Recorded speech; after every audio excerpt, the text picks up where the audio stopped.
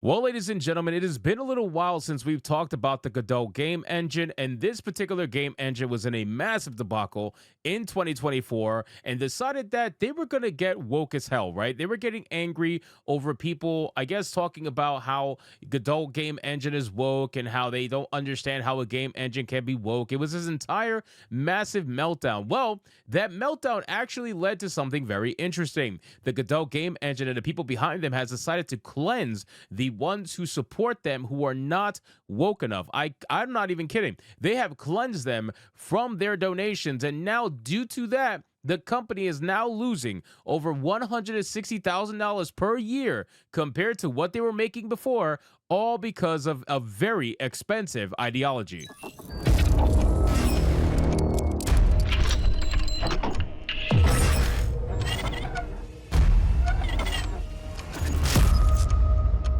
So with all that being said, we have a video here from the Loon Duke Journal going over all of this and detailing for us exactly how this company has lost over $160,000 a year just because they decided to want to get woke. So let's get to this video, guys. But of course, before we do, if you are new here, just consider hitting that subscribe button. I would greatly appreciate it, and like the video to push us out into that YouTube algorithm. Again, guys, I'm going to leave the Loon Duke's Journal video in the description box below. If you enjoy the content, consider checking him out and give him a subscribe only if you enjoy the content. Let's do it. The phrase, go woke, go broke, gets uttered an awful lot. But it's nice to have numbers, real numbers, hard, measurable numbers to actually put behind that. The Godot game engine, many of you will remember, back in September, early October of this last year, just a few months ago, they enacted a mass cleansing. This is a real thing.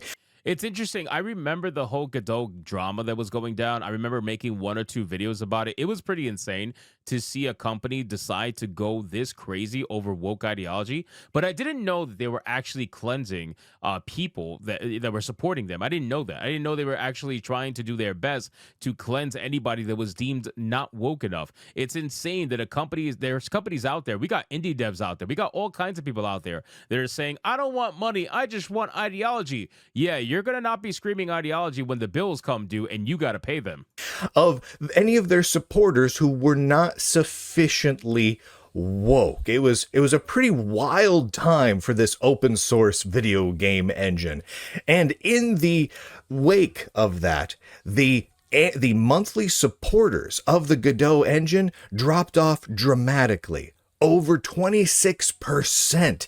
They literally have lost $160,000 per year in monthly donations in the wake of their mass cleansing of people who were not sufficiently woke. So go woke, go broke. Yeah, it happens in a very big way.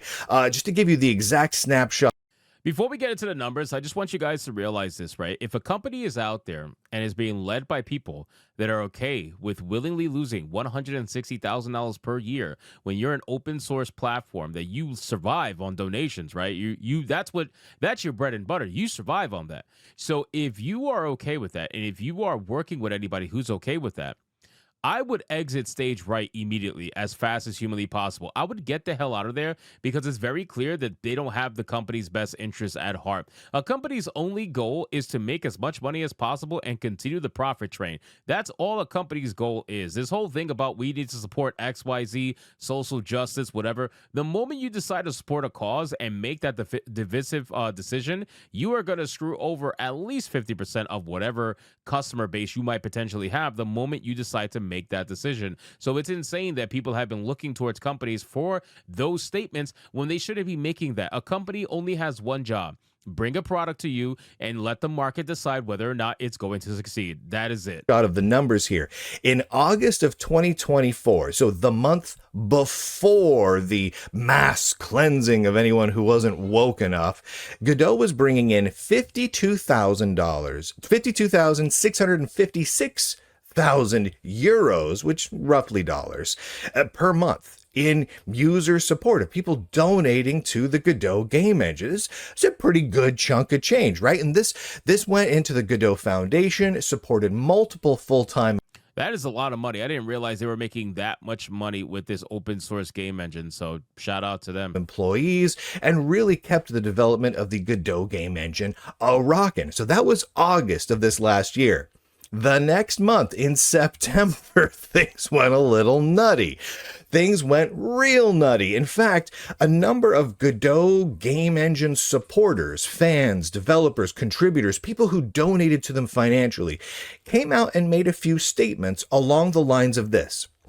I think a video game engine should focus on being a video game engine and not on political causes. Or let's focus on software, not politics. These sorts of statements were being made by a large number of people who were fans of the Godot video game engine. And keep in mind, what is wrong about that? Right? Like, what the hell is possibly wrong with one of your customers saying, hey, can we focus on just talking about the product and keeping the product the way it is? Let's not talk about divisive politics. This is literally not the place to talk about politics. I don't know why we are even bothering to do that right now. Can we go back to talking about the game engine? And then the people who are in charge of the game engine are like, nope, we want to talk about politics because that's what our engine is for. No, you thought it was for making games? Hell no, it's for us to talk about politics. It's so damn tiring and so damn stupid. Those people were labeled by Godot Foundation employees the filth of humanity and toxic pieces of beep, and were mass banned across the internet. The Godot Foundation, they banned them from their X account or Twitter account, on GitHub for source control, their forums, their chat boards, everything. They just started banning people left and right. Huge numbers of people got banned. They called it a mass cleansing because they got to cleanse that filth of humanity, essentially anyone who wasn't sufficiently woke. And they doubled down on it. They even blamed people for being banned. Oh, if you got banned, well, that must mean you are a pretty bad person. They censored journalists. And imagine being the freaking arbiters of truth as a open source game engine that you started banning people and losing customers because you were banning them. I mean, imagine just looking at the dollars fall live for you to see every single month. The number just gets less and less and less. And whoever's in charge of this company, you must be insane to allow this to happen. And if you are the one who are advocating for it, well, you get what you deserve. Get what go broke is a real thing, and you're going to experience it. And they told some people that they'd think about unbanning them if they begged hard enough. Like, it was crazy. It was a wild time in the open source world. Now, it's reasonable to assume that things are going to be a little choppy after something as crazy as that, right? The donations are going to go up and down. It's going to be a roller coaster. You're going to have a lot of people screaming from different sides of the argument, whatever, right? So we need to wait. We needed to wait a few months to see how things settled, to see how things leveled out. So when all was said and done, what long-term real impact did all of this have on the bottom line of the Godot game engine? Because remember, they were bringing over 52,000 euros per month.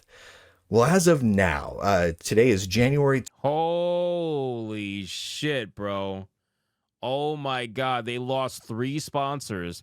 They lost a ton of members. And they dropped to 38,623 euros. Oh my God. 20th. So as of January 20th, 2025, they're bringing in 38,000 euros per month, which is, if you're doing the math, a pretty doggone hefty drop. They dropped 14,000 euros per month in regular monthly donations, or over a 26% loss. That is a loss of over 168,000 euros per year that they lost in the wake of throwing their little temper tantrum of banning and cleansing anyone who wasn't sufficiently woke.